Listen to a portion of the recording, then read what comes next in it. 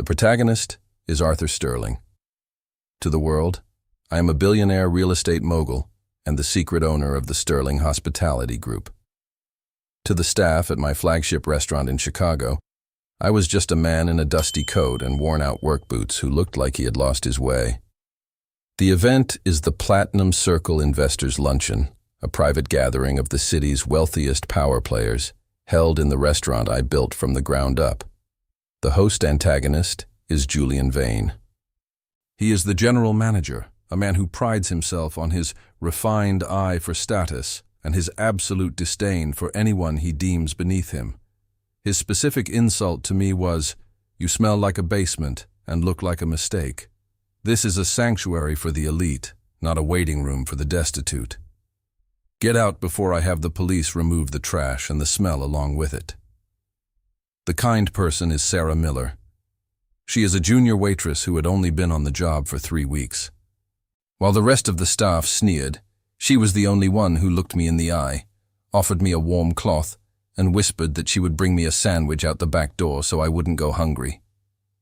Act 1 ends with me standing on the rainy sidewalk, shivering in my damp clothes while Julian stands behind the glass doors, mocking me and miming the act of taking out the garbage to make his wealthy guests laugh.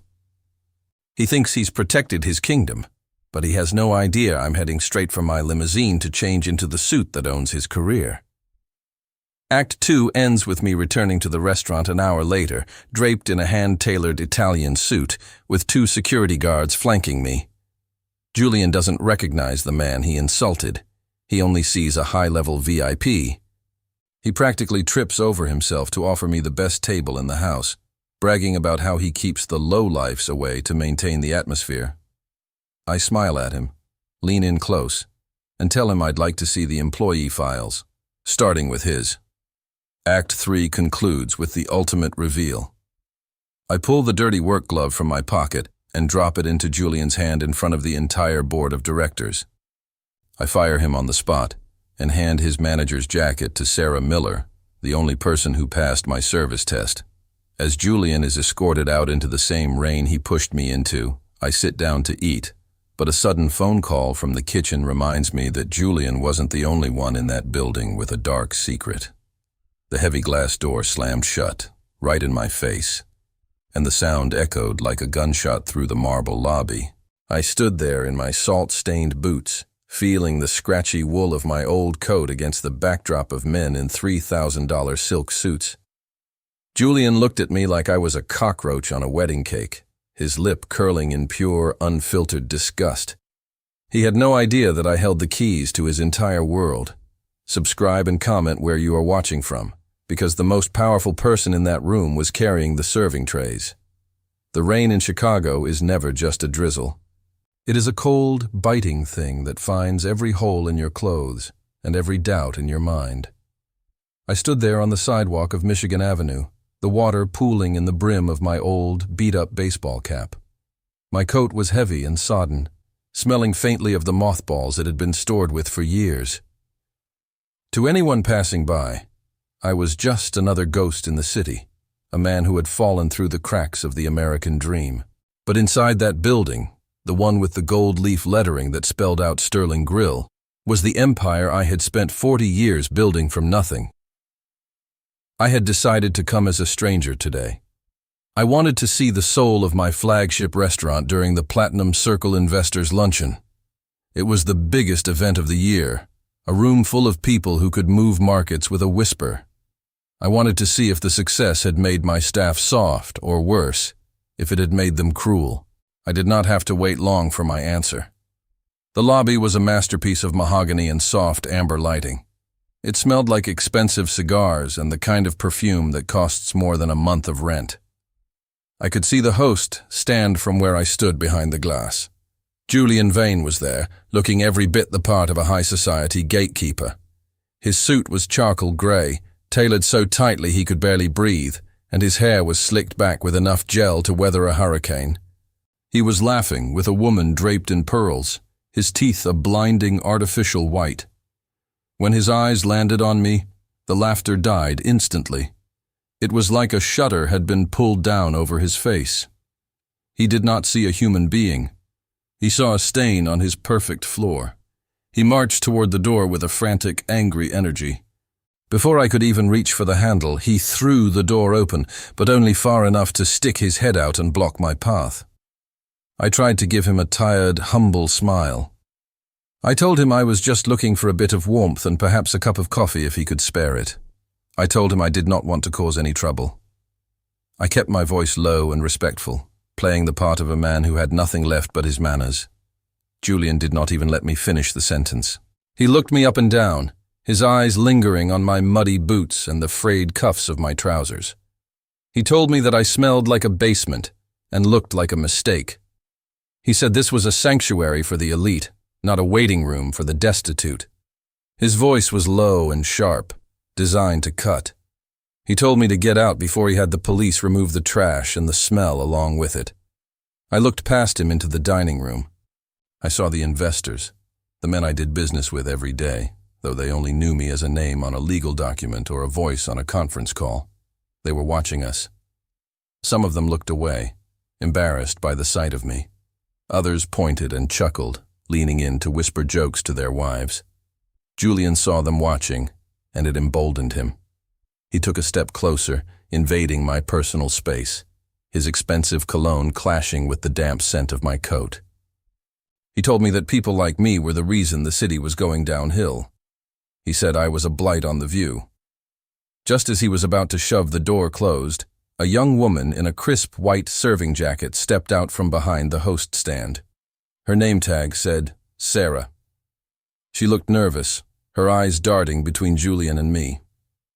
She had been on the job for only 3 weeks, a junior waitress who had probably been told 1,000 times never to question the manager, but she could not help herself. She reached out and offered me a small, warm cloth that she had pulled from a heater. She whispered to me, her voice trembling just a little bit. She told me she was sorry, and that if I waited by the back door in the alley, she would bring me a sandwich and a hot tea as soon as her break started. She did not want me to go hungry in the rain. She looked at me with genuine pity, the kind that comes from a good heart that has not been hardened by money yet. Julian spun around, his face turning a deep shade of purple. He hissed at her, asking what she thought she was doing. He told her that feeding the stray animals only brought more of them to the door. He grabbed the cloth from her hand and tossed it onto the wet pavement at my feet. He told Sarah to get back to the kitchen before he decided to find someone more suited for the job, someone who understood the difference between a guest and a nuisance. Sarah looked like she wanted to cry, but she nodded and scurried away. Julian turned back to me, a triumphant smirk on his face. He leaned in and whispered that he hoped I caught a cold, so I would stay off his block for a while. Then, he stepped back inside and pulled the heavy doors shut. Through the glass, I watched him walk over to a table of wealthy guests. He made a grand gesture with his hands, miming the act of picking up a heavy bag of trash and throwing it away. The entire table erupted in laughter. They raised their glasses to him, toasting the man who kept their world clean and exclusive. I stood there for a long time, the rain soaking through to my skin.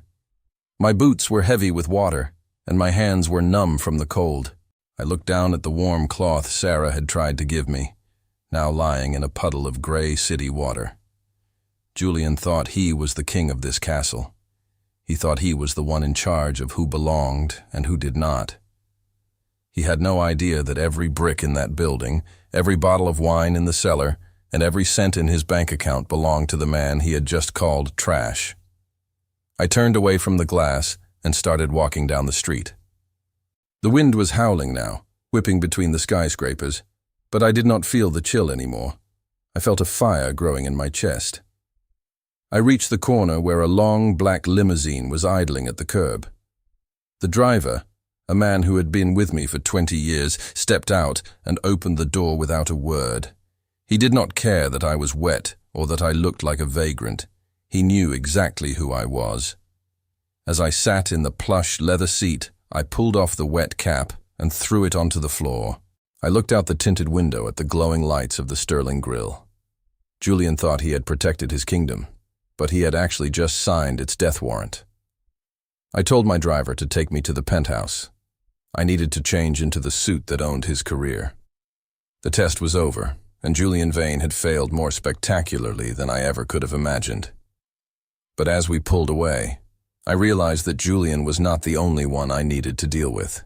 There were others in that room who had laughed, and I had a very long memory. I was going back, but this time they would not be able to close the door. I remember the way the rain felt that morning in Chicago. It was not a gentle spring shower that makes the flowers grow. It was that biting, gray, miserable rain that finds its way under your skin and makes you feel like the whole city is trying to push you into the lake. I was standing on the corner of Michigan Avenue, right outside the towering glass and steel of the Sterling Grill. I built this place from the ground up. I remember when it was just a dusty construction site and a stack of blueprints on my desk. Now it was the crown jewel of my hospitality group, the place where the most powerful people in the country came to eat, drink, and decide the future of the economy. But today, I was not the man in the corner office with the mahogany desk and the private elevator.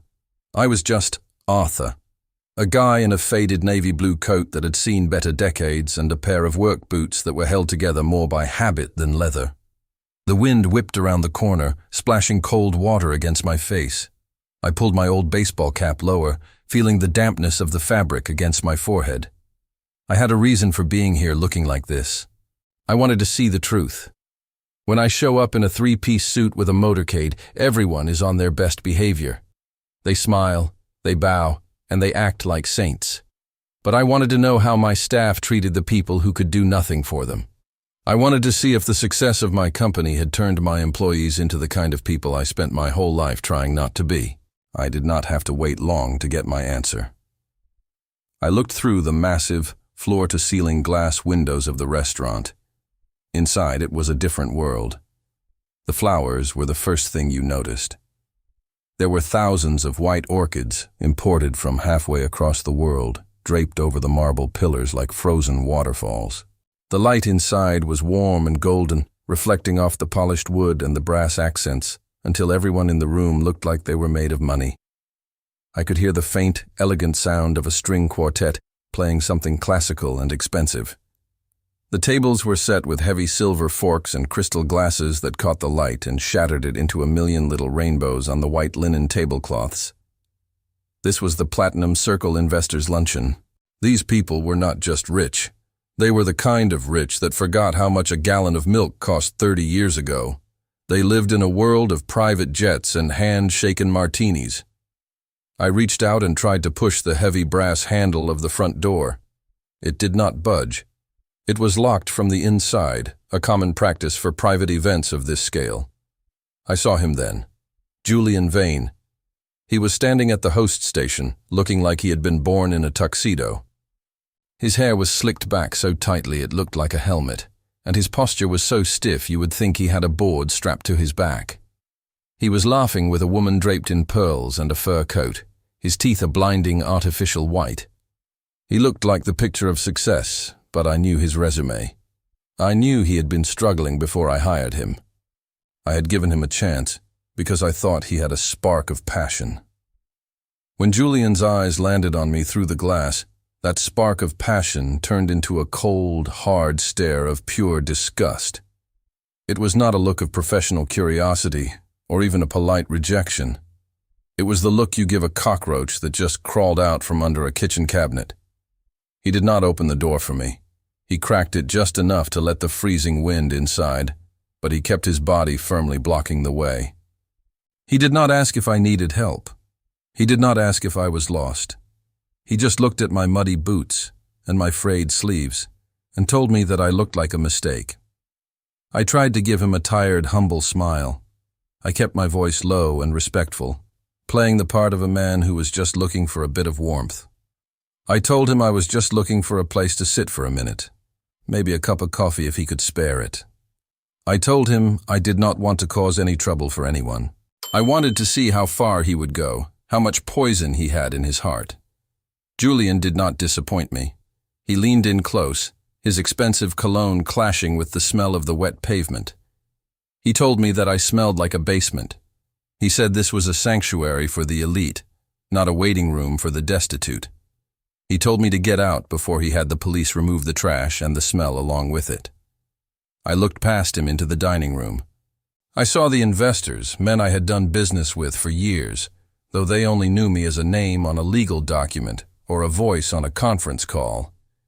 I saw Bill Henderson at the front table. Bill and I had closed a $50 million deal just last summer. He was wearing a silk tie that cost more than my first car. He looked right at me, or rather, he looked through me. To him, I was just a blur of gray and brown against the shiny glass. He did not see the man who had bailed out his firm when the markets crashed 3 years ago. He just saw a nuisance. He and his friends started to chuckle, pointing at me and whispering jokes to their wives.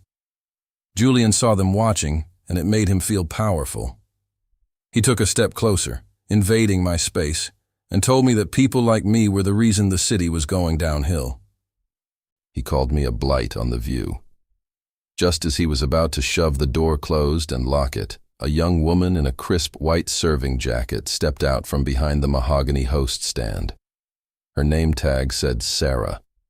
She looked nervous, her eyes darting between Julian and me. She had been on the job for only 3 weeks, a junior waitress who was probably terrified of losing her paycheck, but she could not help herself. She reached out and offered me a small warm cloth she had pulled from a heater. She whispered to me, her voice trembling just a little bit, saying she was sorry. She told me that if I waited by the back door in the alley, she would bring me a sandwich and a hot tea as soon as her break started. She did not want me to go hungry in the rain. She looked at me with genuine pity, the kind of kindness that comes from a good heart that has not been hardened by greed yet. Julian spun around, his face turning a deep, angry shade of purple. He hissed at her, asking what she thought she was doing. He told her that feeding the stray animals only brought more of them to the door. He grabbed the warm cloth from her hand and tossed it onto the wet, dirty pavement at my feet. He told Sarah to get back to the kitchen before he decided to find someone more suited for the job, someone who understood the difference between a guest and a nuisance. Sarah looked like she wanted to cry, but she nodded and scurried away into the shadows of the dining room. Julian turned back to me, a triumphant smirk on his face. He leaned in and whispered that he hoped I caught a cold so I would stay off his block for a while. Then, he stepped back inside and pulled the heavy brass doors shut with a thud that felt like a gavel hitting a desk. Through the glass, I watched him walk over to a table of wealthy guests. He made a grand gesture with his hands, miming the act of picking up a heavy bag of trash and throwing it away. The entire table erupted in laughter. They raised their crystal glasses to him, toasting the man who kept their world clean and exclusive. I stood there for a long time, the rain soaking through to my skin. My boots were heavy with water, and my hands were numb from the cold. I looked down at the warm cloth Sarah had tried to give me, now lying in a puddle of grey city water. Julian thought he was the king of this castle. He thought he was the one in charge of who belonged and who did not. He had no idea that every brick in that building, every bottle of wine in the cellar, and every cent in his bank account belonged to the man he had just called trash. I turned away from the glass and started walking down the street. The wind was howling now, whipping between the skyscrapers, but I did not feel the chill anymore. I felt a fire growing in my chest. I reached the corner where a long black limousine was idling at the curb. The driver, a man who had been with me for 20 years, stepped out and opened the door without a word. He did not care that I was wet or that I looked like a vagrant. He knew exactly who I was. As I sat in the plush leather seat, I pulled off the wet cap and threw it onto the floor. I looked out the tinted window at the glowing lights of the Sterling grill. Julian thought he had protected his kingdom, but he had actually just signed its death warrant. I told my driver to take me to the penthouse. I needed to change into the suit that owned his career. The test was over, and Julian Vane had failed more spectacularly than I ever could have imagined. But as we pulled away, I realized that Julian was not the only one I needed to deal with. There were others in that room who had laughed, and I had a very long memory. I was going back, but this time they would not be able to close the door. But as I reached for my phone to call my head of security, I saw a familiar car parked in the shadows of the alley, one that did not belong to any of my investors. The rain continued to hammer down on the pavement, each drop feeling like a tiny needle against my skin. I stood by the open door of the limousine, the warmth from the interior beckoning me, but I could not bring myself to step inside just yet. Marcus, my driver, stood there with a look of quiet concern, his gloved hand resting on the edge of the door. He had been with me through the lean years and the years of plenty, and he knew that look in my eye. He knew I was not finished. I told him to give me 5 more minutes. I needed to see the full measure of the men inside. I turned away from the luxury of the car and walked back toward the glowing warmth of the Sterling grill, my boots making a heavy, wet sound against the concrete. As I approached the glass doors again, I could see the movement inside stop. It was like a ripple in a pond. One by one, the wealthy guests turned their heads. They saw the man in the dusty coat returning, and a murmur went through the room. Julian Vane, the general manager, saw me too. His face, which had been relaxed in a smug grin of victory, tightened into a mask of pure, unadulterated rage. He did not wait for me to reach the door this time. He shoved it open with such force that the brass handle clattered against the interior wall. He stepped out onto the sidewalk, not even caring that his expensive Italian leather shoes were landing in a greasy puddle of rainwater. He did not just block my path. He invaded my space. He stood so close I could smell the expensive gin on his breath and the chemical scent of his hairspray. He grabbed the lapel of my wet, moth-eaten coat, his knuckles turning white. He told me that I was a parasite, a lingering infection that did not know when to leave. He said that my very presence was an insult to every person who had worked hard to be inside that room. He told me that I was a stain on the sidewalk, a piece of urban decay that needed to be swept away. His voice was a low, vibrating hiss, designed to stay below the level of a public disturbance, but sharp enough to draw blood. But Julian was not the only one who wanted a piece of the action. Bill Henderson, a man who had sat at my dinner table more times than I could count, stepped out behind him. Bill was a titan of industry, or so he liked to think.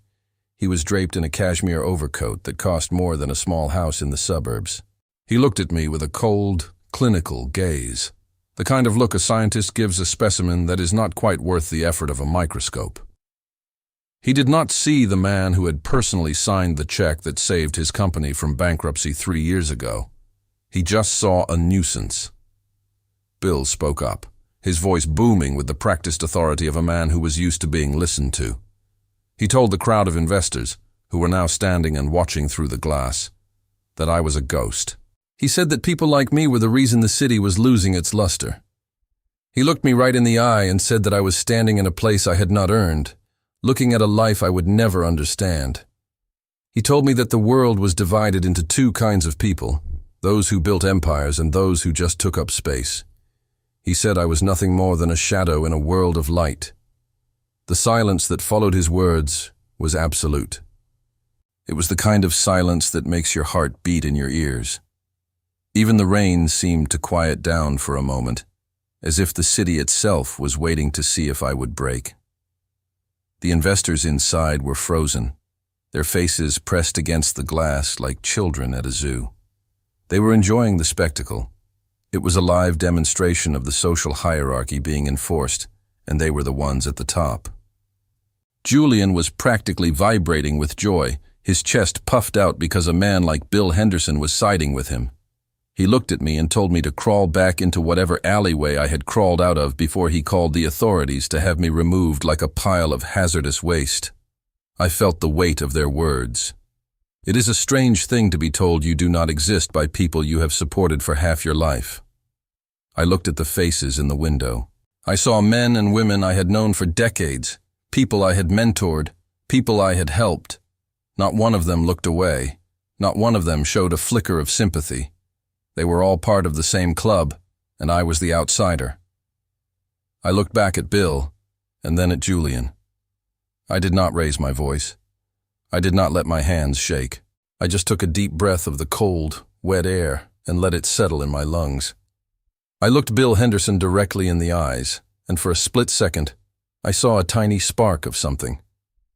Maybe it was a memory of a boardroom meeting or a handshake in a different life, but it vanished as quickly as it appeared. I gave him a small, polite nod, the kind of nod you give a stranger who has just told you the time. I told him that I appreciated his honesty. I said that it was rare to meet a man who was so willing to speak his mind without the filter of politeness. I turned to Julian and thanked him for the hospitality. I told him that he had taught me more about the true nature of service in the last 10 minutes than I had learned in 40 years of business. The confusion on Julian's face was almost comical. He had expected me to beg or to get angry. He did not know what to do with a man who thanked him for an insult. He just stood there, his mouth slightly open, as I stepped back from the door. I walked slowly, with as much dignity as my waterlogged boots would allow, back to my spot on the edge of the sidewalk. I stood under the flickering light of a street lamp, right where the shadows were the deepest and the rain was the heaviest. I watched through the glass as they went back inside. I watched Bill Henderson sit back down at his table and laugh with his companions, probably telling a joke about how he had handled the situation. I watched Julian walk over to him and offer a fresh bottle of wine, the two of them bonding over their shared victory over a man who had nothing. I saw Sarah, the young waitress, standing in the corner of the dining room. She was holding a tray, her eyes fixed on the floor. She looked like she was carrying the weight of the entire world on her shoulders. She had seen the whole thing, and I could tell it had broken something inside her. I reached into my pocket and pulled out my phone. The screen was cracked and the battery was low, but it still worked. I hit the speed dial for my head of security. As I waited for him to pick up, I noticed something in the alleyway next to the restaurant. A dark van had pulled up, and two men in black uniforms were moving quickly toward the service entrance. They were not wearing the uniforms of any delivery service I knew, and they were carrying heavy cases that looked far too professional for a food delivery. My security chief answered on the second ring. I did not give him a chance to say hello. I told him I needed the full tactical team at the Sterling Grill in 10 minutes. I told him to pull the background checks on every guest at Table 4 and to get a legal injunction ready for the immediate suspension of the general manager. But as I was speaking, I saw one of the men from the van look toward the window where Sarah was standing. He made a gesture with his hand, a sharp, cutting motion, and the other man nodded. My heart skipped a beat. This was not just about a rude manager and a bunch of arrogant investors anymore. Something was happening inside my restaurant that went far beyond bad manners. Julian had not just been running the place poorly. He was hiding something dangerous, and Sarah had just walked right into the middle of it. I told my security chief to hurry, then I folded my phone and stepped back into the shadows, watching as the man in the black uniform reached for the back door handle. I slipped through the heavy metal service door before it could click shut. The transition from the freezing Chicago rain to the sweltering heat of the kitchen was like a physical blow. The air was thick with the scent of searing garlic, expensive butter, and the sharp metallic tang of industrial cleaning fluid. It was a beautiful, chaotic symphony that I had missed more than I cared to admit. In the middle of it all stood Sarah, her face flushed red from the heat of the ovens, trying to balance 4 plates of sea bass on her slender arms. She saw me duck into the shadows behind a stack of plastic crates, and for a second, I thought she was going to scream for security. Instead, her eyes softened, and she let out a long, shaky breath. I told her not to worry. I told her I was just a man looking for a bit of work to earn that sandwich she promised. I picked up a clean linen cloth from a nearby pile and reached for a rack of wine glasses that were still spotted with water. I started to polish them, my movements rhythmic and steady, a skill I had learned 40 years ago when I was just a boy with big dreams and empty pockets. Sarah watched me for a moment, her mouth hanging open just a little bit, before Julian's voice boomed from the other side of the swinging doors, demanding to know where the appetizers were. She jumped, nearly dropping a plate, and hurried out into the fray. I stayed in the corner, a ghost in the machine. I watched the way the kitchen staff moved. They were terrified.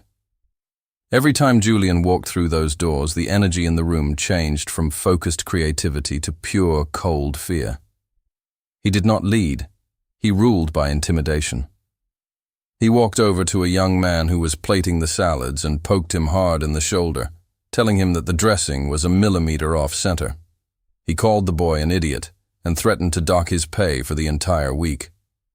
I kept my head down, polishing the glass until it shone like a diamond under the fluorescent lights. I smiled to myself. Julian thought he was making the restaurant better by being a tyrant, but he was actually killing the very soul of the place. A few minutes later, I followed Sarah out into the dining room, staying a few paces behind her as if I were just another member of the cleaning crew. The guests did not even look up. To them, I was part of the furniture, as invisible as the air conditioning vents in the ceiling. I walked past Bill Henderson's table.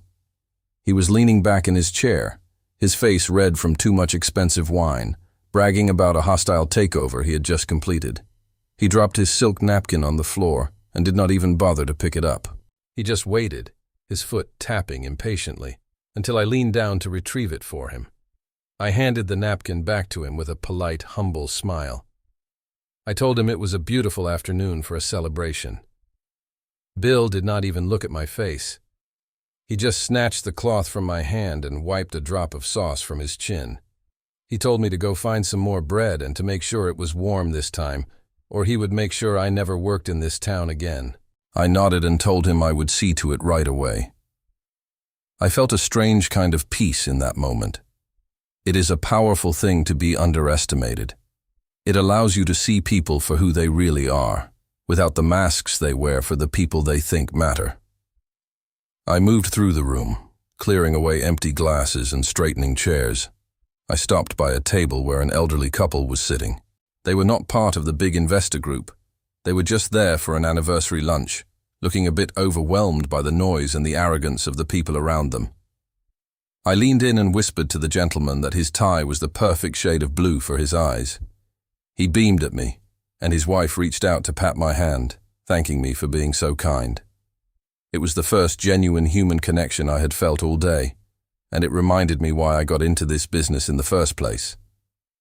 It was not about the money or the power. It was about making people feel seen. I headed back toward the kitchen, but I stopped when I saw Julian whispering to those two men in black uniforms near the wine cellar.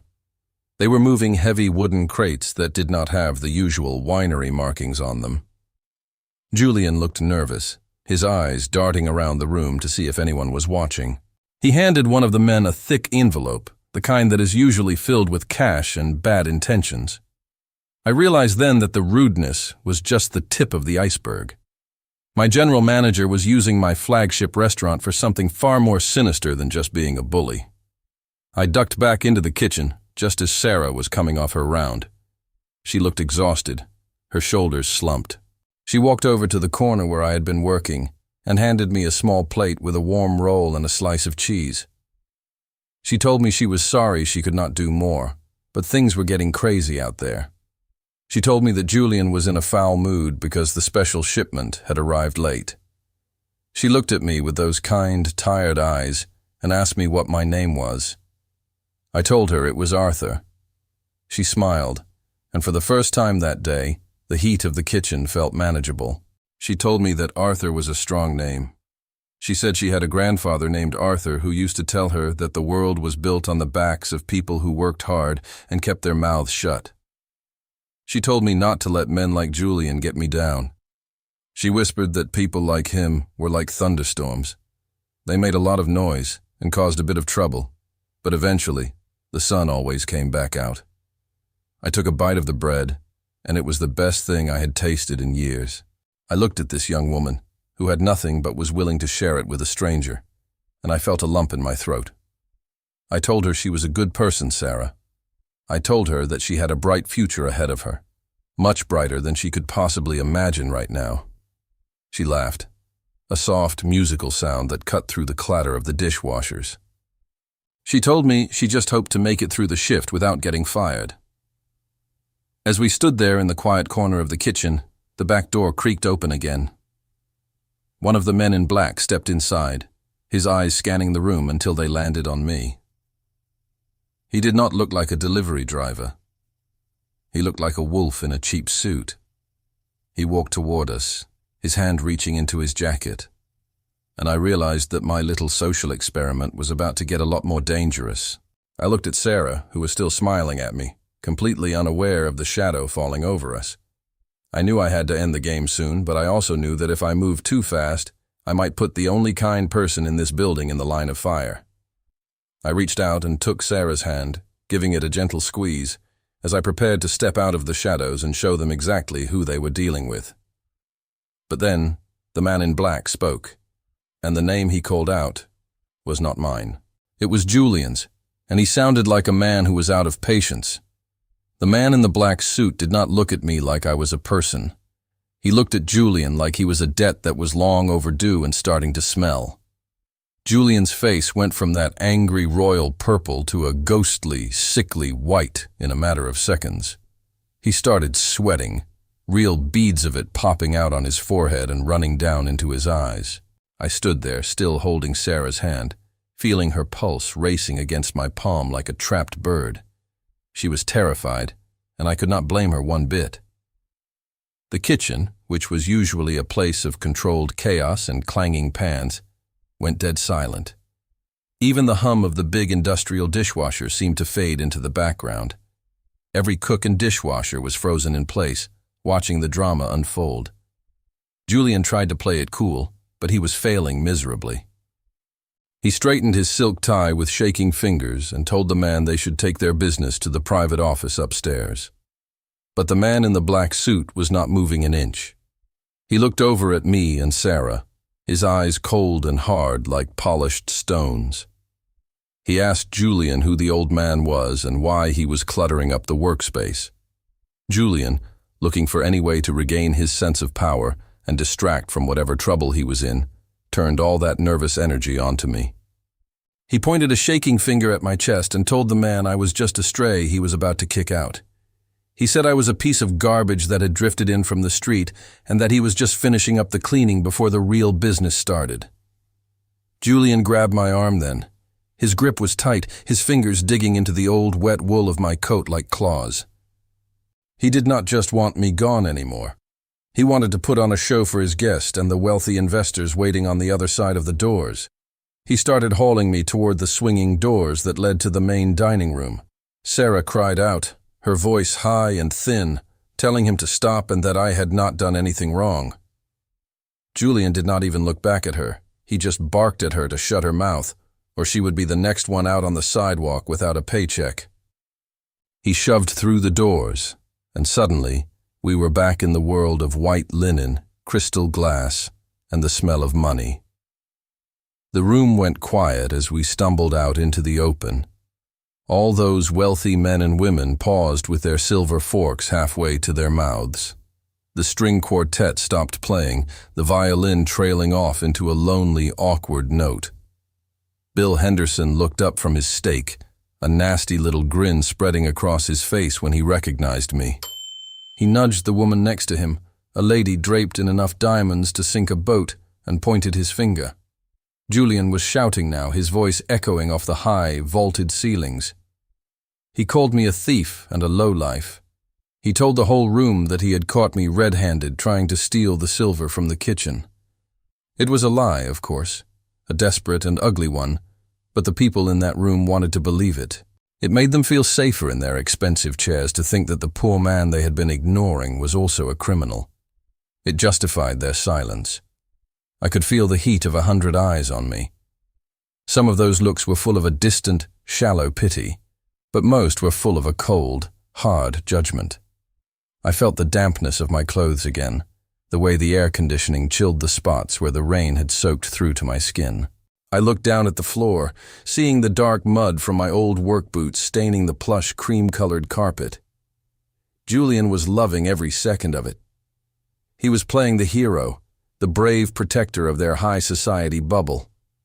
He started dragging me toward the front entrance, the same massive glass doors he had slammed in my face earlier that afternoon. He was marching me like a prisoner of war, his face twisted in a mask of pure, unadulterated arrogance. I could have stopped him at any moment. I could have shouted my name and watched the blood drain from his face. I could have called for my security team, who I knew were already positioned just outside the building. But I wanted to see how far he would go. I wanted to see who in that room would have the courage to stand up for a man who appeared to have nothing. Not one person moved a muscle to help. Not Bill Henderson. Not the investors I had helped make millions. Not the socialites who claimed to be so charitable in the newspaper columns. They just watched the show, sipping their wine and waiting for the nuisance to be removed so they could get back to their dessert. We reached the lobby, and the sound of the rain was even louder here, lashing against the glass like it was trying to break in. Julian was breathing hard now, his chest heaving with the effort of his own self-importance. He told me that this was the end of the line for me. He said that after he threw me out into the gutter where I belonged, he was going to call the police and make sure I spent the night in a cold cell. He reached for the heavy brass handle of the front door, ready to shove me back into the freezing wind. He looked back at the crowd in the dining room and took a mock bow, his eyes gleaming with the expectation of a standing ovation. He threw the door open, and the cold wind rushed in, smelling of wet pavement and city exhaust. It swirled around the lobby, fluttering the menus and chilling the air. He gave me one final hard shove toward the wet sidewalk, his face inches from mine as he hissed that I was nothing and would always be nothing. I stumbled a bit, my boots slipping on the slick marble floor of the entryway. The guests watched, some of them even leaning forward in their seats to get a better view of the final act. Julian began to laugh, a harsh, jagged sound that filled the room. But then, I planted my feet. I stood tall, taller than I had all day long. I did not move another inch toward the rain. I turned my head slowly and looked Julian Vane right in the eye, and for the first time, I let the mask of the humble beggar slip away. I did not look like a man who was lost or hungry anymore. I looked like the man who owned the air he was breathing. I did not say a word, but the look in my eyes made his laughter die in his throat. The entire room went as silent as a tomb. I stood there on the threshold between my empire and the street, and I simply stopped. I felt the weight of the silence, the confusion starting to ripple through the crowd, and the sudden, sharp realization in Julian's eyes that he might have made the biggest mistake of his life. He tried to shove me again, but it was like trying to move a mountain. I reached into my pocket, not for a stolen spoon, but for the one thing that would change everything, and I waited for him to try and touch me one more time. Julian was still grunting with the effort of trying to move me, his face pressed so close to mine that I could see the tiny broken veins in his nose. He was breathing like a man who had just run a marathon, and his fingers were still clamped onto the sleeve of my old navy blue coat, like they were glued there. He kept trying to give me one big final shove that would send me flying out onto the wet sidewalk, but I had planted my feet firmly on the marble floor. I was not going anywhere. I felt the cold wind blowing in through the open door, whipping around my ankles and making the bottom of my coat flutter. But I felt solid. I felt like a mountain that a little bit of wind could never hope to move. Behind Julian, the whole room was a sea of expensive faces and judgment. I could see Bill Henderson leaning back in his chair, his arms crossed over his chest, and a mean little smirk on his lips. He was whispering something to the woman next to him, and she was giggling behind a manicured hand. They were all waiting for the big finish. They wanted to see the messy part where the poor man gets thrown back into the dark where he belongs. It was like a game to them, a little bit of free theater to go along with their expensive lunch. I looked past them and saw Sarah standing by the kitchen doors. She was holding a tray so tightly that her knuckles were white, and her eyes were swimming with tears. She looked like she wanted to run over and help me, but she was frozen by the fear of losing everything she had. My heart went out to her. She was the only one in that room who saw a human being instead of a problem. Julian hissed at me again, telling me that I was embarrassing him and that I was ruining the most important day of his career. He called me a stubborn old fool and said that if I did not leave right now, he would make sure the police used their batons to move me. He was so caught up in his own anger and his own need to look tough that he did not hear the sound of the big black SUV pulling up to the curb right outside. He did not see the two men in sharp suits who stepped out first, holding large black umbrellas. And he certainly did not see the man who stepped out of the back seat, a man whose face was on the front page of the newspaper almost every single day. The heavy glass door swung open even wider, and a fresh gust of rain and cold air swept into the lobby. A man stepped inside, shaking the water off his umbrella with a quick, practiced motion. He was tall, with silver hair that was perfectly groomed and eyes that seemed to miss nothing. This was Governor Elias Thorne. He was the guest of honor for the luncheon, the man everyone in that room was desperate to impress. Bill Henderson and the other investors stood up so fast their chairs scraped loudly against the floor. They all started putting on their best fake smiles, straightening their jackets, and preparing their speeches. They thought the real show was finally starting. Julian saw the governor, and his whole body went limp for a second. He dropped his hand from my arm like I had suddenly turned into red-hot iron. He scrambled to smooth down his hair and put on his professional manager face, though he was still panting and his face was still flushed a bright, ugly red. He stepped toward the governor, bowing slightly at the waist, his voice suddenly going high and sweet like honey. He started to apologize for the mess in the lobby, telling the governor that a vagrant had wandered in and caused a disturbance, but that he was just about to have the situation handled. He reached out a hand to guide the governor toward the dining room, acting like I was just a piece of furniture that was about to be moved. But Governor Thorne did not even look at Julian. He did not look at the hand that was reaching out for him. And he did not look toward the dining room where all the rich people were waiting for him. He stopped right in front of me, his eyes lighting up with genuine warmth and relief. A huge smile broke across his face, and before anyone could say a word, he reached out and pulled me into a massive, friendly hug. He did not care that my coat was soaking wet, or that I smelled like the rain and mothballs. He didn't care that I looked like a man who had been sleeping on a park bench. The governor pulled back, keeping his hands on my shoulders, and looked me up and down. He told me that he was so glad I could make it, and that he had been worried the weather would keep me away. He thanked me for coming out on such a miserable day, saying that the luncheon would not have meant anything without my presence. He called me Arthur, but he said it with a kind of respect and deference that you only use for someone you truly admire. He looked at the old baseball cap on my head and laughed, telling me that I still liked to keep people guessing, didn't I? The silence that fell over the Sterling grill was unlike anything I had ever heard. It was so quiet you could hear the water dripping off the governor's umbrella and hitting the floor. Julian looked like he had been struck by lightning. He was frozen in his half-bow, his hand still hanging in midair, his mouth open as if he had forgotten how to close it. The blood had completely drained from his face, leaving him looking like a ghost in a tuxedo. He looked at the governor, then he looked at me, then he looked back at the governor. He was trying to make the math work in his head, but none of the numbers were adding up. He had just called a man who was hugging the governor a piece of trash. In the dining room, the change was just as dramatic. Bill Henderson was still standing by his table, but his smirk had vanished. He looked like he had just swallowed a fly. He was staring at us with wide, blinking eyes, his face pale and full of a sudden, sharp panic. All the other investors were looking at each other, their whispers turning into a low, frantic mumble. They were trying to remember if they had laughed too loudly, or if they had said anything particularly nasty while I was standing there. The woman in the diamonds looked like she wanted to melt into the floorboards. The whole room was recalibrating, shifting its weight from one foot to the other as the reality of the situation began to sink in. I looked over the governor's shoulder and saw Sarah. She was still standing by the kitchen, but the look of terror on her face had been replaced by a look of pure, beautiful wonder.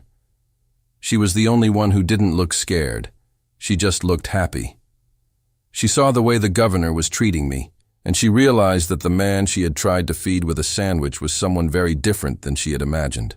I gave her a tiny, secret wink, and I saw a small smile start to tug at the corners of her mouth. The governor turned slightly, his hand still resting on my shoulder in a way that told everyone in the room that we were equals. He looked at Julian, who was still trembling like a leaf in a storm. The governor asked Julian if there was a problem and why he had been shouting when he walked in. His voice was calm, but it had an edge to it that made Julian flinch. Julian tried to speak, his throat clicking as he struggled to find his voice. He started to stammer out something about a misunderstanding, about how he didn't know, about how he was just trying to keep the standards of the restaurant high. I stood there in my wet boots, feeling the warmth of the lobby finally starting to seep into my bones. I looked at Julian's shaking hands and his terrified eyes, and then I looked at the room full of people who had spent the last hour treating me like I didn't exist. The power in the room had shifted so fast it was like the world had flipped upside down. I wasn't the man on the sidewalk anymore. I was the sun that their whole world revolved around, and they were all starting to realize just how cold it was going to get for them. But as the governor started to lead me toward the head table, I saw Julian's assistant slip out the back door with a heavy bag that looked very much like the ones I had seen in the alley, and I knew that the biggest surprise of the day was still waiting in the shadows. The silence in the room was so thick you could have cut it with one of those expensive steak knives sitting on the tables. I could feel Julian's breath hitching, a short, sharp sound that was the only thing breaking the quiet. He looked like he had seen a ghost, and in a way he had. He had seen the ghost of the man he thought he could trample over, and that ghost was currently being treated like royalty by the most powerful man in the state. The governor was still holding my shoulder, his hand firm and friendly, and he was looking at Julian with a confused expression that was slowly turning into something a lot more stern. Julian's face was a map of pure terror. The deep purple color had faded away, leaving him looking like a piece of gray parchment that had been left out in the rain. He kept opening and closing his mouth, but nothing was coming out. He looked like a fish that had been pulled out of a lake and was trying to figure out how to breathe the air. His eyes kept darting from the governor's expensive silk tie to my old salt-stained work boots. He was trying to make the two things fit together in his head, but they just wouldn't. He had spent the last hour telling me I was trash, telling me I smelled like a basement, and telling me I was a mistake. Now, he was watching the guest of honor treat me like a brother. I didn't say anything for a long moment. I just stood there, letting the weight of the situation sink into the hearts of everyone in that room. I looked over at Bill Henderson and the other investors. They were all sitting there like statues, their faces frozen in various states of shock and embarrassment. Bill, who had been so loud and so proud just a few minutes ago, was now staring intensely at his salad as if it held the secrets to the universe. He wouldn't look me in the eye. He knew he had messed up. He knew that the man he had laughed at was the same man who held the strings to his entire business empire. I reached into the inner pocket of my damp, heavy coat. It was a slow, deliberate movement, and I saw Julian flinch. He probably thought I was going to pull out a weapon, or maybe the silver he had accused me of stealing. Instead, I pulled out a small, simple leather case. It wasn't flashy, and it didn't have any diamonds on it, but it had a small gold emblem on the front that every person in the Sterling Hospitality Group recognized. It was the master key and the identification for the chairman of the board. I didn't wave it around like a trophy. I just held it in my hand, let the light from the chandeliers catch the gold for a second, and then I looked at Julian. "Julian," I said, and my voice was low and calm. It was the kind of voice you use when you are explaining something simple to a child. "I want to thank you for your honesty today. You see, I come here often, but usually I am wearing a suit that costs as much as a small car, and I am surrounded by people who want something from me. Today, I wanted to see what happened when I came as a man who had nothing to give. I wanted to see the heart of this restaurant, the place I spent 3 years of my life designing and building. I wanted to see if the people I hired to represent my name actually cared about people, or if they only cared about the size of a person's bank account." I took a step closer to him, and he actually stumbled back a bit, his heels catching on the plush carpet. I told him that he had been very clear about his vision for this place. I told him I heard everything he said about sanctuaries for the elite and about how people like me were a blight on the view. I told him it was a shame, Because when I founded the Sterling Hospitality Group, I didn't build it for the elite. I built it for people who appreciate hard work, kindness, and a warm meal. I built it to be a home for everyone, not a fortress for a few. The governor looked at Julian, then back at me, a slow smile spreading across his face. He told me he should have known I was up to something when I told him I might be running a little late for the lunch. He laughed and told the whole room that I always did have a flair for the dramatic, even back when we were both just starting out in the city. He turned to Julian and told him that he was lucky I was a patient man, because most people would have had him out on the street 10 minutes ago. I looked over at Sarah, the young waitress who was still standing by the kitchen doors. She looked like she was witnessing a miracle. I held out my hand and beckoned her over. She walked toward us with shaky legs, her eyes wide and full of wonder. When she reached us, I introduced her to the governor. I told him that Sarah was the only person in the entire building who remembered what it meant to be a human being today. I told him that while everyone else was laughing or looking away, she was the one who offered me a warm cloth and a sandwich. I told him that she was the kind of person who represented the true spirit of my company. Sarah looked like she was going to faint, but she managed a small, shy smile. I turned back to Julian, who was still standing there in a state of total paralysis.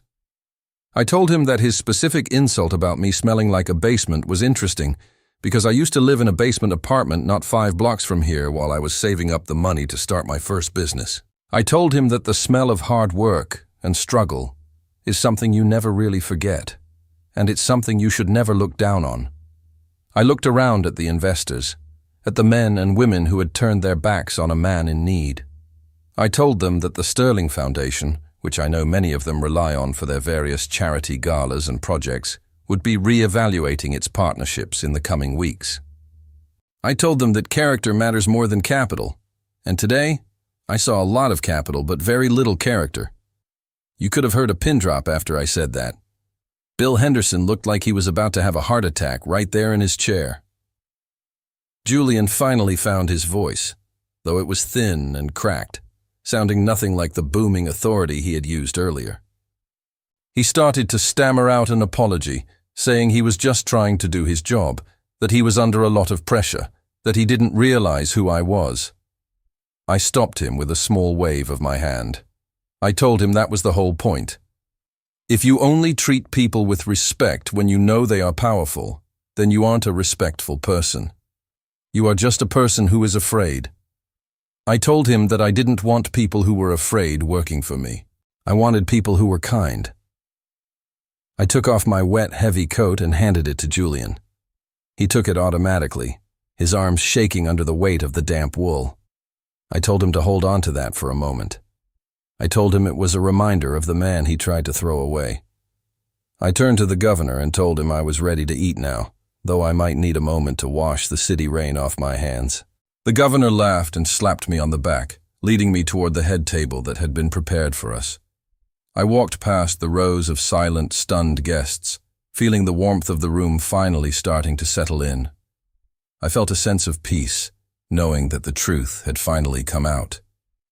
But as I reached for my chair, I saw Julian's assistant, the man who had been whispering with those strangers in the alley, ducking into the manager's office with a very panicked look on his face.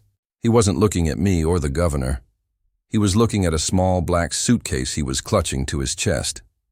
I realized that the identity reveal was just the beginning. I had cleaned up the front of the house, but there was something much darker lurking in the back, and it was about to walk right through the front door. The silence in the Sterling grill was so heavy, it felt like it had a weight of its own, pressing down on the shoulders of every person in the room. Julian was standing there with my wet coat clutched in his arms, and he looked like he was holding a bomb that was seconds away from going off. I could see the water from the heavy wool dripping slowly onto his expensive leather shoes, the very same shoes he had been so careful to keep out of the puddles just a few minutes ago. He did not move. He did not even seem to be breathing. He was just staring at the governor, then at me, over and over again, his eyes wide and glassy. The look in his eyes was something I will never forget. It was the look of a man who had built his whole world on a foundation of arrogance and just watched it crumble into fine gray dust. I looked around the room, and it was like watching a movie that had been paused at the most uncomfortable moment. People were frozen in mid-bite, their silver forks hovering over plates of expensive fish and perfectly seared steak. I saw Mrs. Gable, a woman who had spent the last hour laughing at Julian's cruel jokes about my appearance. She was suddenly very busy adjusting her pearl necklace, her face turned sharply away so she would not have to make eye contact with me. Beside her, Mr. Sterling, a man who shared my name but none of my values, was quietly and slowly sliding his chair a few inches away from where Julian was standing. It was a tiny, subtle movement, but in that tomb-like silence, the sound of the chair legs against the carpet felt like a landslide. No one in that room wanted to be near the man who had just insulted the chairman of the board. The loyalty in that dining room was as thin as the silk napkins on the tables. I could hear the whispers starting up now, a low hum like a swarm of bees in the distance. People were leaning in close to each other, their voices frantic and hushed. I caught snatches of what they were saying as the air began to fill with the sound of reputations being rewritten in real time. They were already turning on Julian with a speed that was almost dizzying. I heard one woman mutter that she had always thought Julian was a bit too full of himself, while a man at the next table whispered that he had seen the way Julian treated the staff and always found it disgusting. These were the same people who had toasted him and raised their glasses to his exclusivity just 10 minutes ago. Now, they were acting like they had been on my side the whole time, like they were the ones who had seen through the disguise. It was a masterclass in hypocrisy, and I watched it all with a tired sort of amusement. I stayed completely composed, sitting there in my wet clothes and feeling the cold water still soaking through my socks. I did not smile, and I did not frown. I just looked at the faces of the people I had helped make successful. I saw Bill Henderson. He was staring at his wine glass like it held the secrets to the universe, his face a deep, burning shade of red. I could see a vein throbbing in his temple, and his hands were clenched so tightly around his glass that I thought the stem might snap. He knew I had heard every word he said out on that sidewalk. He knew I had seen him laugh when Julian called me trash and a blight on the view. He was waiting for the hammer to fall, and the wait was clearly agonizing for him. Governor Thorne did not seem to notice the tension, or if he did, he was enjoying it as much as I was. He was busy chatting with me about a golf game we had played years ago, acting like we were just two old friends meeting for a casual lunch. He asked me if I wanted to sit at the head table, and I pointed at my muddy boots and the dark stains on my trousers. I told him I did not want to ruin the fine velvet furniture of such a prestigious establishment. The governor just laughed, a loud, booming sound that made Julian flinch, and said that the furniture belonged to me anyway, so if I wanted to ruin it, that was my business. He pulled out a chair for me himself, a high-backed velvet piece that cost more than most people earn in a month, and gestured for me to take a seat. As I sat down, I looked over at Sarah. She was still standing by the kitchen doors, her tray held tightly against her chest, watching the scene with wide, bright eyes. She looked like she was witnessing a miracle. I could see the relief on her face, but also a bit of lingering confusion. She had been kind to a man she thought was a beggar, and now that beggar was sitting at the most important table in the city, being hugged by the governor. I realized that for her, the world had just become a much more interesting and hopeful place. I made a silent promise to myself that her life would change for the better before the sun went down. She was the only person in the building who had passed the only test that truly mattered. Julian finally moved. He took a shaky, stumbling step forward, still clutching my damp coat to his chest like a shield. He tried to speak, but his voice was a pathetic whimper, nothing like the booming authority he had used to insult me. He started to stammer out something about a misunderstanding, about how he was just following the rules of the luncheon, about how he was trying to protect the atmosphere for the guests. I did not even look at him. I just reached for the glass of water that had been placed in front of me and took a slow, cool sip. The silence stretched out again, longer and deeper this time. Every person in that room was waiting for me to say something, to yell, to fire Julian, or to call them out for their behavior. They were absolutely terrified of what I was going to do next. I could see the assistant again, the one with the black suitcase. He was standing near the manager's office door, his eyes darting toward the front entrance with a panicked look. He did not care about the social fallout or the governor. He was worried about whatever was in that bag, and he looked like he was about to bolt. I knew my security team was already watching him from the shadows, but I also knew that Julian's cruelty was not the only thing rotting in this restaurant. There was something much darker happening in the back of the house, and it was tied to the very man who had just tried to throw me out into the gutter. I looked at the room one more time. I saw the fear, the guilt, and the desperate hope in their eyes that I would somehow just forget what had happened. I saw the people who were already planning how to apologize to me later, how to explain that they had not seen me clearly through the rain, how they were actually my biggest supporters. I felt a wave of exhaustion wash over me. It is a lonely thing to be at the top when you realize how many people are only there because of what you can provide for them. But then I looked at the governor, and I looked at Sarah, and I remembered that there are still good people who do not need a bank balance to tell them how to treat a stranger. The silence was absolute now. Even the rain outside seemed to have quieted for a second, as if the city itself was waiting for my voice to break the spell. I leaned forward, resting my elbows on the white linen tablecloth, and looked out at the sea of expensive suits and frozen, pale faces. I did not raise my voice. I did not have to. Every ear in that room was tuned to my frequency, waiting for the verdict. I looked at Bill Henderson, then at the woman in the pearls, and finally at Julian, who was still trembling with my coat in his arms. It is funny how much a person can see when everyone else thinks they are invisible.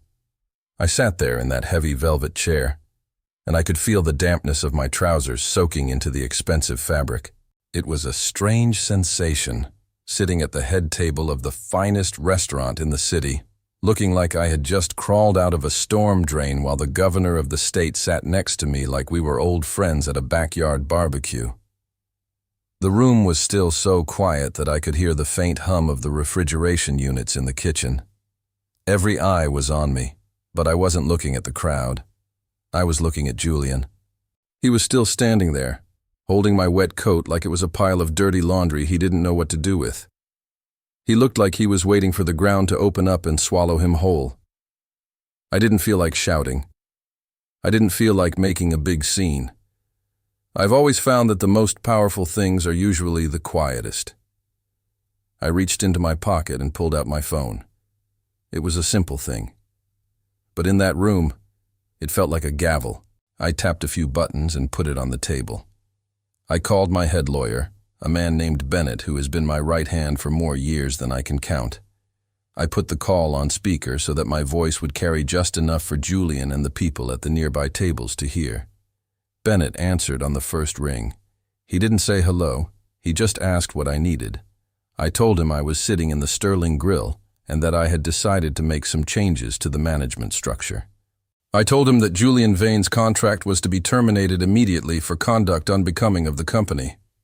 I could see Julian's hands start to shake so hard that the coat almost slipped from his fingers. But I wasn't finished.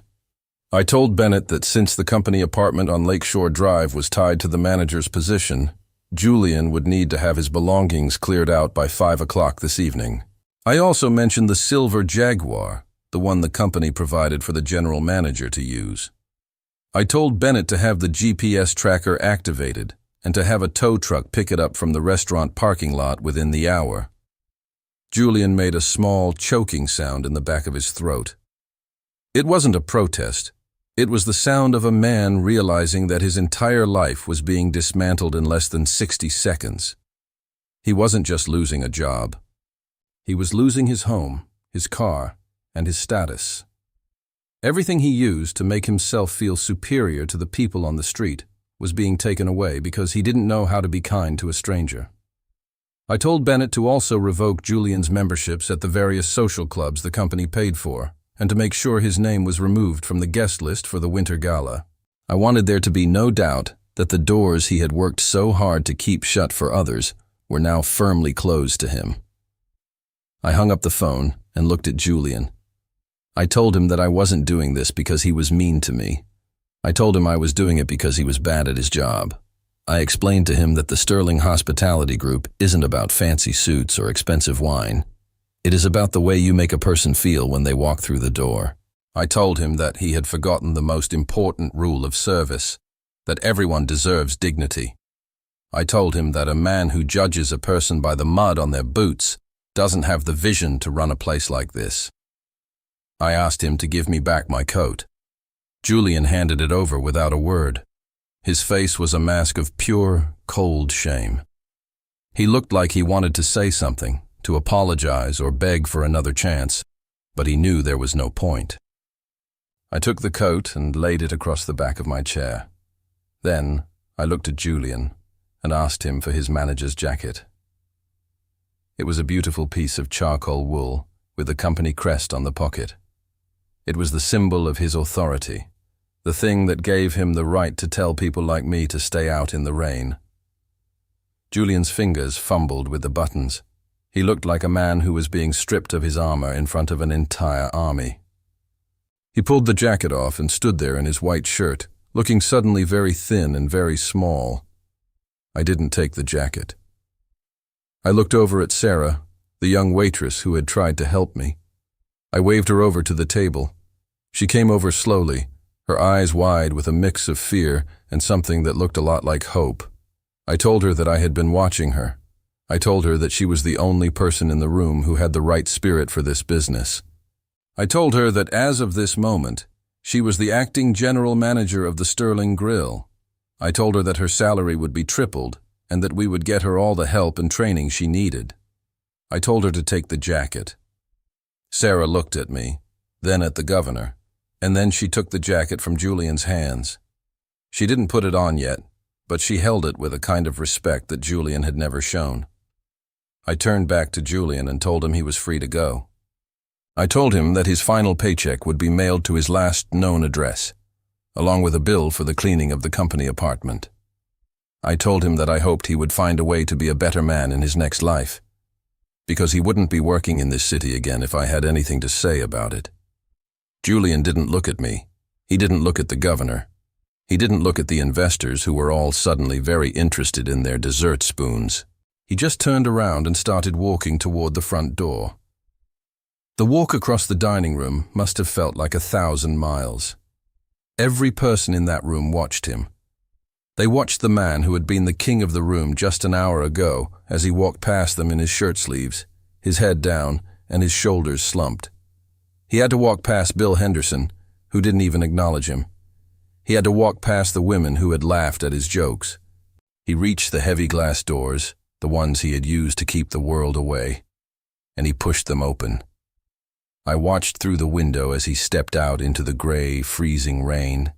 He didn't have a coat. He didn't have a car. He was just another person on the sidewalk, getting soaked to the bone. The room stayed quiet for a long time after the door clicked shut. It was a different kind of quiet now. It was the silence of people who were realizing that the man they had been ignoring was the man who held their futures in his hands.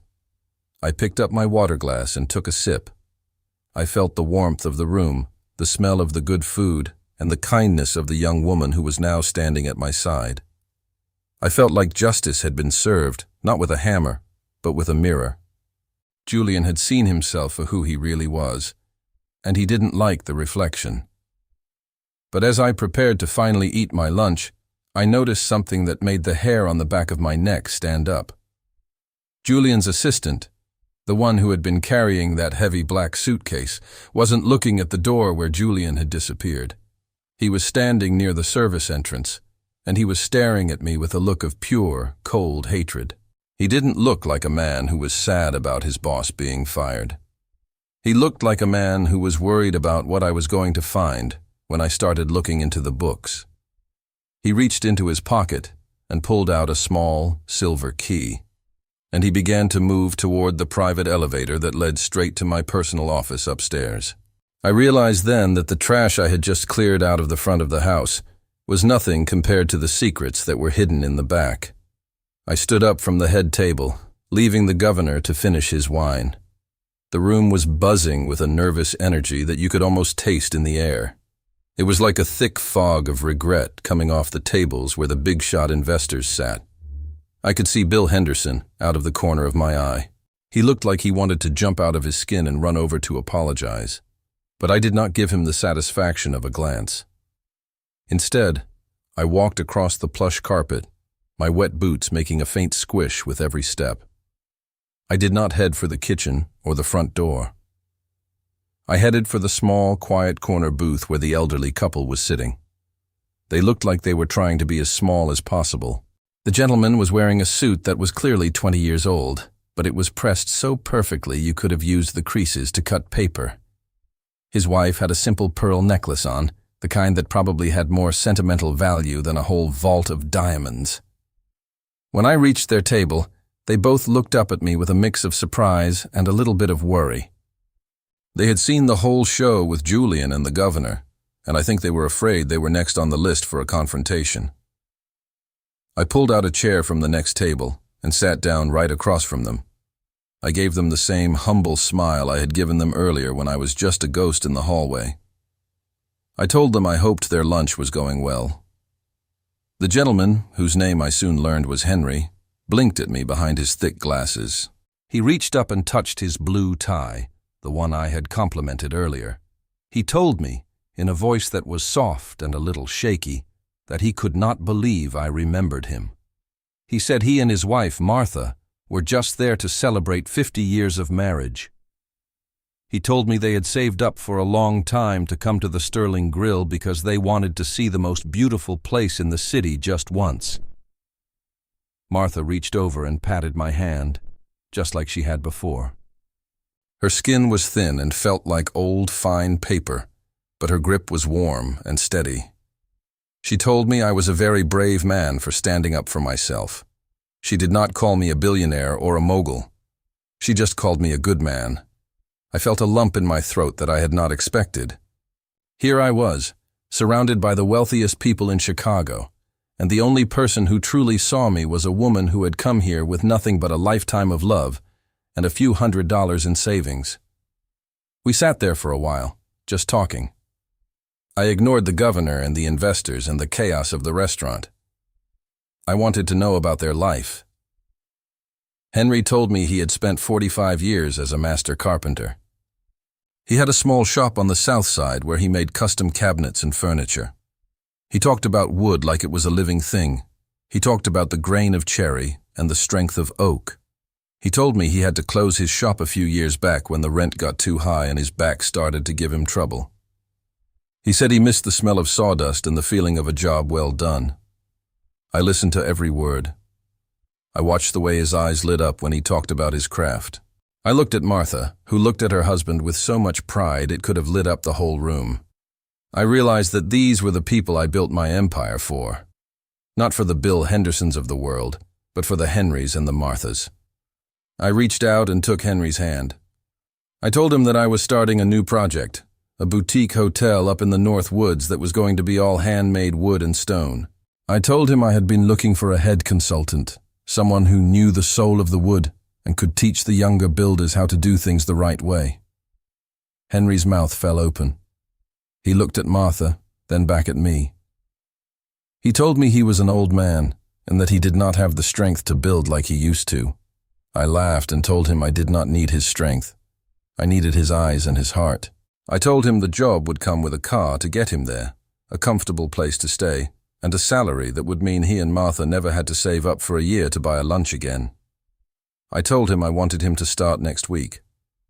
Martha started to cry, quiet tears of joy that she wiped away with a lace handkerchief. She told me they had been worried about how they were going to keep their little house this winter. I told them not to worry about that ever again. I signaled to Sarah, our new manager, who was watching from a distance. She came over, and I told her that Henry and Martha were to be treated like my own family.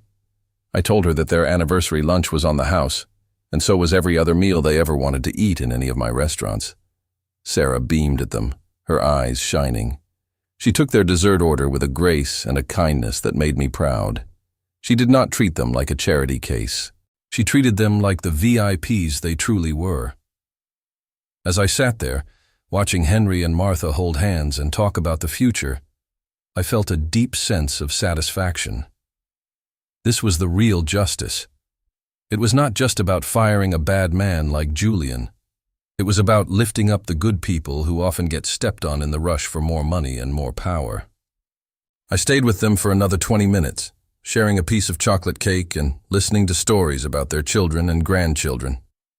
It was the most honest conversation I had had in years. There was no agenda, no hidden meaning, just three people sitting in the rain-washed light of a Chicago afternoon.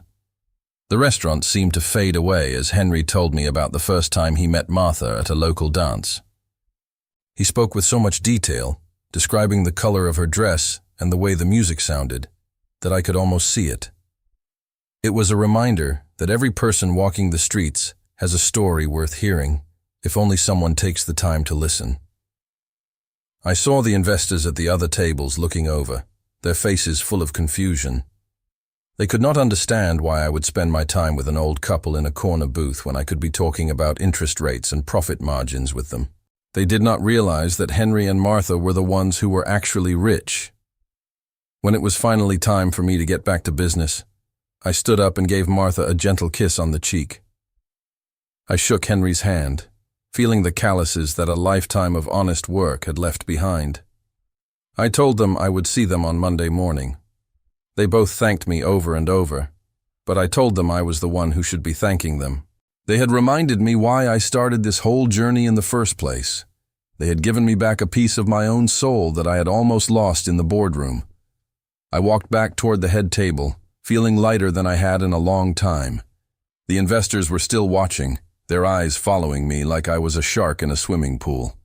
I did not care about them anymore. I had done what I came to do. I had found the heart of the Sterling grill, and I had made sure it was still beating. I sat back down next to the governor, who gave me a knowing look. He did not ask what we talked about. He knew me well enough to know that I had just changed someone's life. But as I picked up my fork to finally taste the sea bass that had been sitting there, I saw a movement near the back of the room. Julian's assistant was standing by the private elevator again. He had the black suitcase in one hand and a phone in the other. He looked terrified, but he also looked desperate. He caught my eye for a split second, and the hatred I saw there was cold and sharp. He disappeared into the elevator, and I heard the faint chime of the doors closing.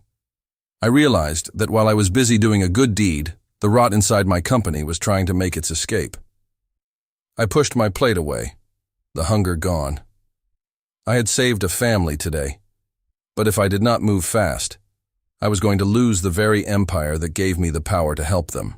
I stood up, nodding to my security team in the shadows, and headed for the stairs. The elevator was already moving, and I knew that whatever was in that suitcase was the key to a secret that Julian had been willing to risk everything to keep. I had served justice in the dining room, but now it was time to handle the darkness in the shadows of my own office.